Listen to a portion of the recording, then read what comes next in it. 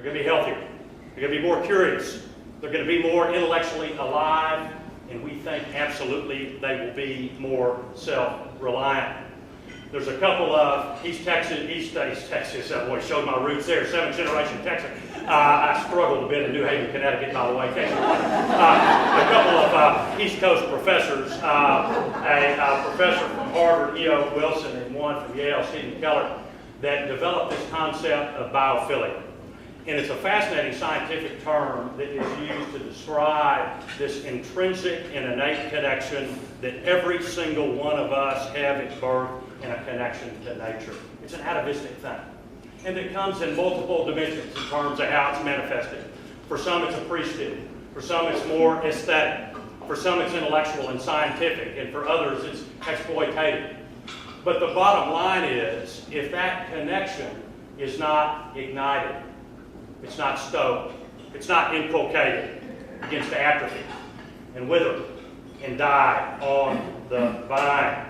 And so it's absolutely essential that we are redoubling our efforts to introduce kids to the outdoors and to immerse them in the nature, your nature, our nature. A couple of years ago, I was invited to come out and see an old acquaintance, West Texas rancher that I've known for about 20 years, and I was a little surprised to get the call. He's a little cantankerous. West Texas ranchers, cantankerous, or are there any other kind, right? And he said that he was thinking about kind of the legacy of his ranch and what he wanted to do with it when I come out and spend the day with it, which I was delighted to do.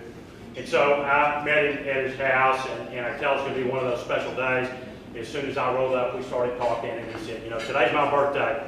And I said, oh, great, happy birthday, that's wonderful.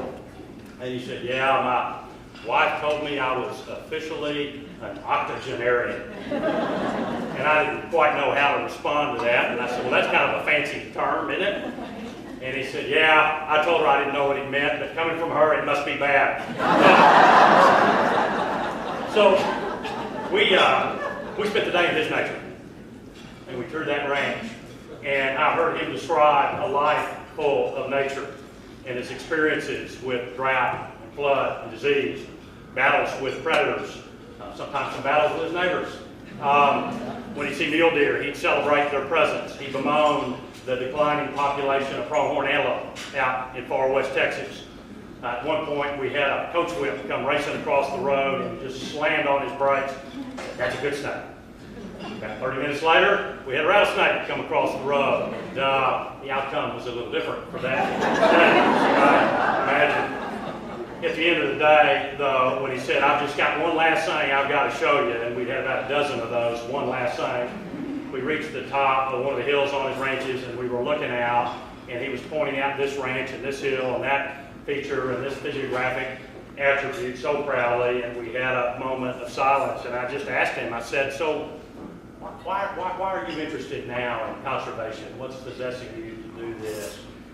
And it was this long, pregnant pause, and he looked over kind of wistfully, and he said, Carter, I've lived my entire life wrestling Mother Nature.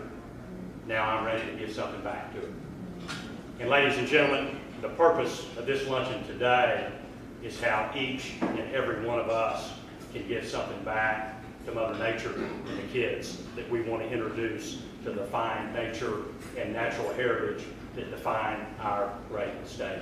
Thanks for caring about our kids and our wild things and our wild places. God bless all of you. Thank you.